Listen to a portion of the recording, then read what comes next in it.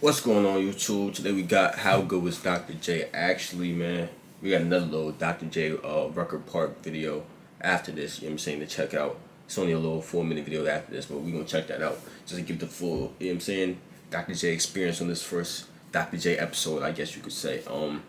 The last old school basketball reaction that I did will be at the end of the video. Stay tuned for that. Turn on post notifications. Tell me what videos you want me to react to.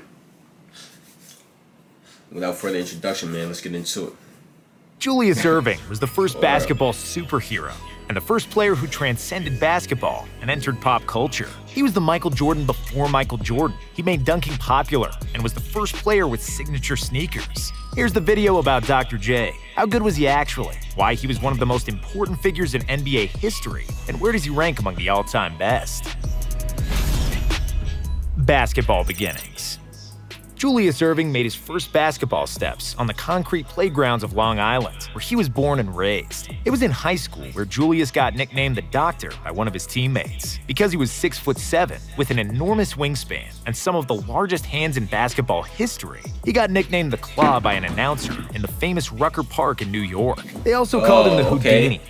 Then they got a little bit of it, you know what I'm saying, right here. We're going to get deeper into that in at the end of because of his spectacular moves, Black Moses, because of his afro. But Erving didn't like any of these nicknames, and he asked the announcer to call him Doctor. There, he became Dr. Julius, and ultimately, Dr. J, which became one of the most famous names in NBA history. After high school, Erving enrolled at the University of Massachusetts, where he spent 3 years. He delighted the crowds with 26 points and 20 rebounds per game, and he remains one of only 6 players in NCAA history with a 20/20 average. Julius did not come from a wealthy family and needed money, so he decided to leave college early and play basketball professionally. Because the NBA rules didn't allow teams to draft players if they were less than 4 years removed from graduating high school, Erving decided to join the ABA. He signed a 7-year, $500,000 contract with Virginia Squires in 1971 and immediately proved that leaving college was a good decision.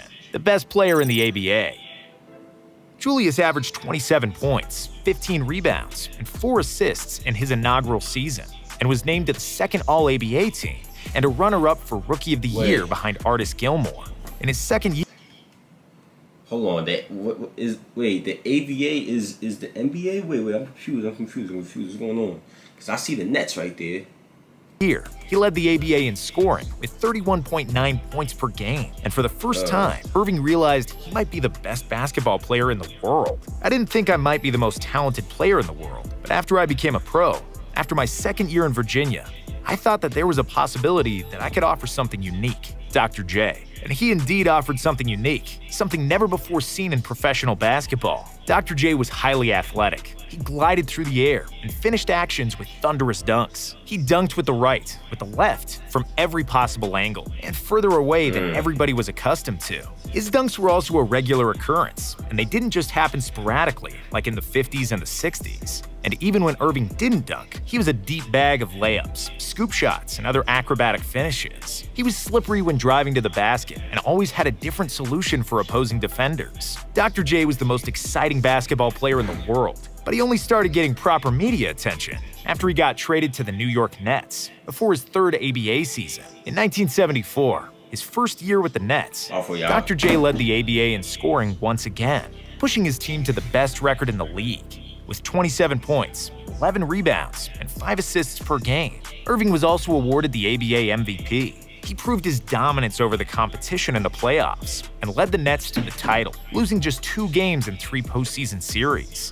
Next season, the Nets once again had the best record in the league. Dr. J repeated as the league MVP, but they surprisingly lost in the first round of the playoffs, despite Erving's stellar play. They would bounce back perfectly in the 1976 season, where Erving would once more lead the league in scoring and win his 3rd consecutive MVP award. In the playoffs, Dr. J averaged 35 points, 13 rebounds, and 5 assists per game, leading the Nets to another ABA title. 1976 was also for the first dunk contest in history, in which Dr. J competed against other high-flying scorers and David Thompson. So Dr. J was the first one to actually do the free throw line dunk.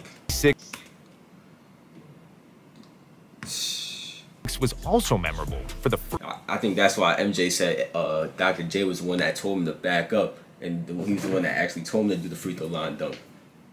Shout out to you if you watched that video with First me. dunk contest in history in which Dr. J competed against other high-flying scorers David Thompson, George Gervin, and Artis Gilmore. Despite formidable competition, Dr. J dominantly won after dunking 2 balls simultaneously and a dunk from the free throw line. ABA-NBA merger and departure from the Nets. After the 1976 season, Dr. J was by far the most popular ABA player and arguably the most popular basketball player on the planet. He was the first basketball player to enter popular culture, and people who knew nothing about basketball could find out about Julius Erving from magazines, papers, and even comic books. The 70s were a wild era for the NBA, and particularly the ABA, where plenty of teams struggled to meet payroll demands and keep their franchises. The NBA also didn't like that the most popular player in the world played in the ABA, and they feared that others might follow. Oh, so it wasn't the NBA. Okay. Leagues did what was speculated for years at that point and made a merger.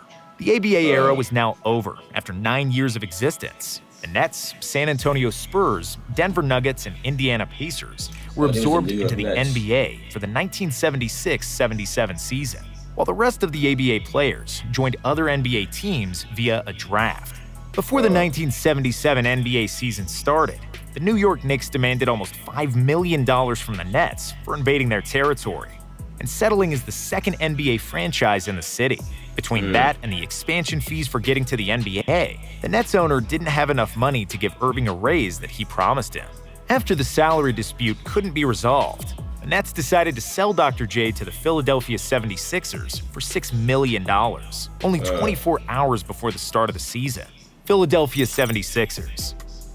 Dr. J joined a stacked 76ers team that featured all-stars George McGinnis and Doug Collins, and a young and super talented future all-star, World B. Free.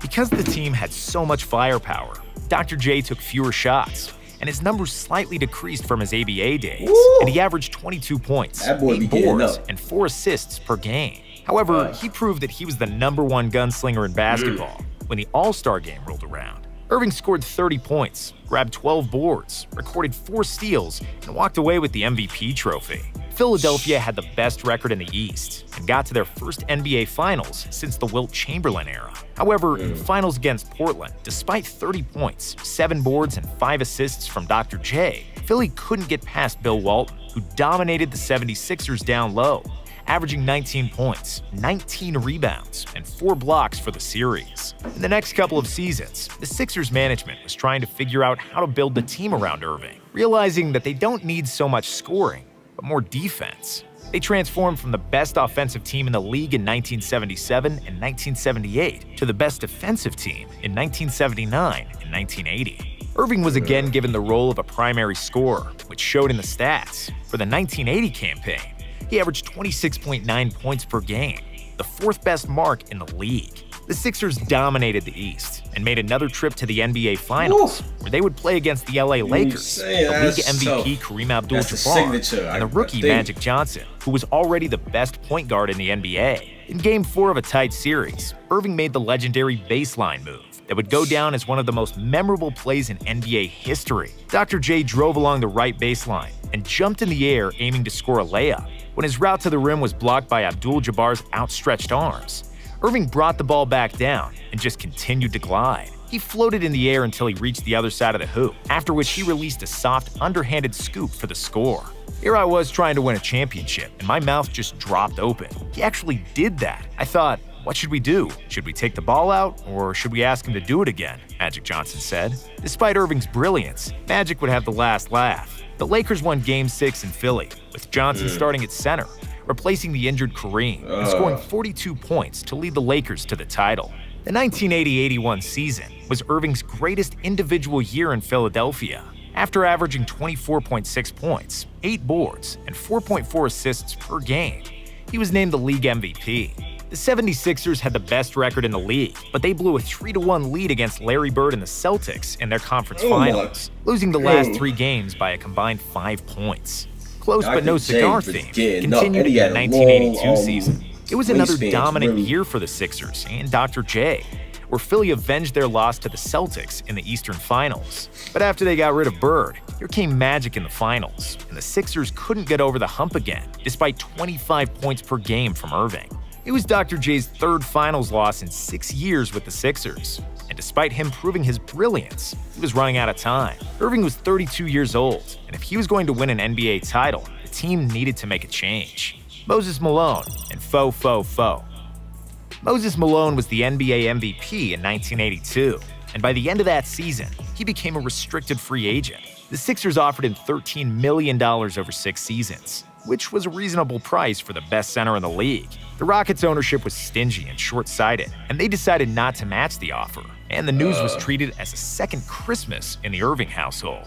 Dr. J finally had a dominant center to battle the Celtics and the Lakers, the only missing piece during his tenure with the Sixers. With Moses, Irving, Andrew Toney, and Mo Cheeks, the Sixers finally looked like a championship team, and they steamrolled through the regular season, winning 65 games and securing home court advantage throughout the playoffs. Malone was named the MVP of the league for the second consecutive time, and before the playoffs, Moses predicted that Philadelphia would go Fo, envisioning a 4-game sweep in each of the playoffs' 3 rounds. He was proved wrong, but only by a hair, as the Sixers lost just 1 game throughout the playoffs, going 4-5-4 or 12-1 overall. In the finals, they swept the Lakers, as Malone out-rebounded Kareem 72-30 in 4 games.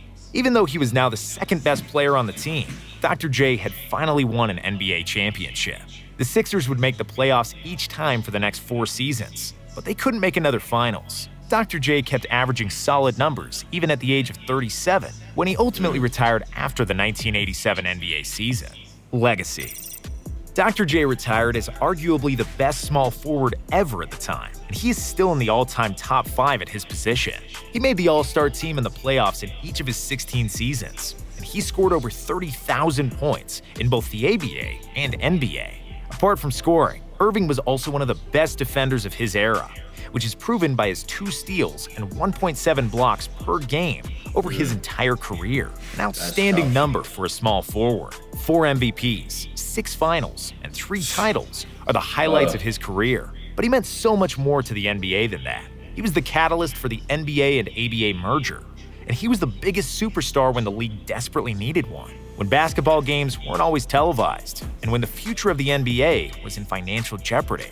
Dr. J was the epitome of cool. He revolutionized the game, and every kid and aspiring player wanted to be like him, just like everyone wanted to be like Jordan in the 90s. In fact, almost everything that MJ did in the 80s and 90s, Dr. J did it a decade earlier. Whether it's having a signature shoot. That's crazy because I'm seeing the resemblance too. I ain't comment on it, but I've definitely seen the resemblance. The palm in the ball, the high-flying shots, the hang time, all that, man. Dunking from the free throw line in a dunk contest, or making an iconic layup in the NBA Finals. Hold on, y'all. Let's check this out, man. See what's going on with Dr. J. He had to save that for the playgrounds. And after the school year was up, he had to save that for the playgrounds. Okay. And after the school year was up, he began heading to the most famous playground of them all. Since the 50s, Rucker Park in Harlem had hosted summer tournaments that brought names as big as Wilt Chamberlain and Connie Hawkins to the blacktop to play a version of the game where style was essential to the substance. The first game you got in on this court here and played like a bum, you was a bum. So when Jerry Sherman came, definitely, you know what I'm saying? He would either be known in the basketball world as a great player, or he would have probably figured out a way to deal with his books and keep his grades high. We played him the first game, and they kept saying, you wait till Julius gets here. You wait till Julius. And I'm like, who's Julius? I'm in the NBA. What I care about Julius? Tom Hoover had never heard of him.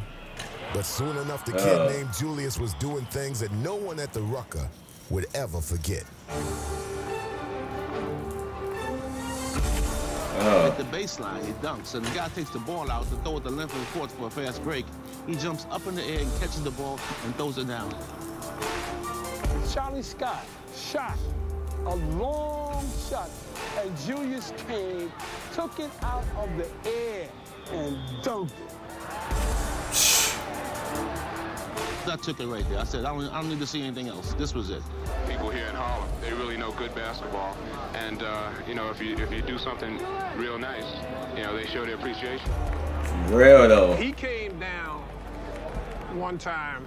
I had the angle on him. He dunked the ball so bad, the ball hit me in the top of the head. My teeth fell out on the ground.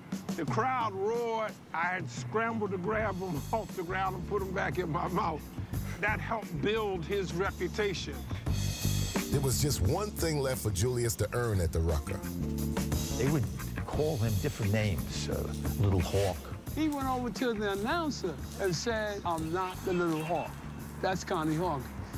So then they called him the Claw. Oh, man, the Claw's got the ball going. I was like, I'm thinking, wonder who he's talking about. He's calling me the Claw. I didn't want to be the Claw. They were calling all sorts of names. Oh, what a rebound by Black Moses. Black Moses, what are you talking about? He said, if you want to call me anything, call me the doctor. So you know, they said, well, the doctor is operating tonight. All of a sudden, Dr. J, Dr. J, Dr. J. Who's your favorite basketball player? Dr. J. Why? All his moves he do, that's why. Behind me, up on the roof, is a school. They were all on the roof. He drew the greatest crowd in the history of the Rucker Pro League. You had people up in the trees, sitting on branches. Everywhere you looked around, there were people. It wasn't even standing room only. People could not see enough of the game. We had people on the bridges. This is where the legend of Dr. J started. And that's the end of this one, y'all. You know what I'm saying? I had to dig a little deeper. Let me know. This seemed like it got a little documentary towards it. Let me know if y'all want to see this. Let me know if y'all could recommend this in the comments. Send me the link. This seemed fire. I would love to watch something like this, man. Make sure you click on the last reaction on your screen right now. You know, roll the 5 bands. Tell me what videos you want me to react to next. Turn on post notifications. All links in the description, man. And I'm out of here.